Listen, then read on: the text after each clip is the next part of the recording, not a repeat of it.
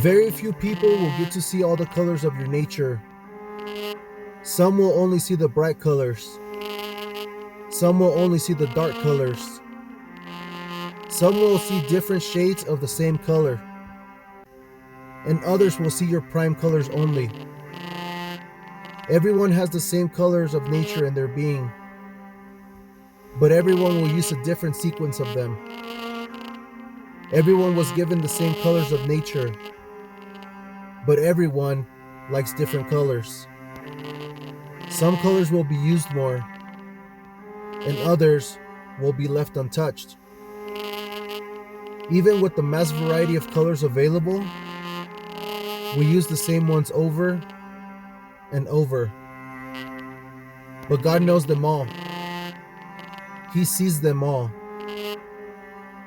He knows which ones you will use more and which ones will not be used at all.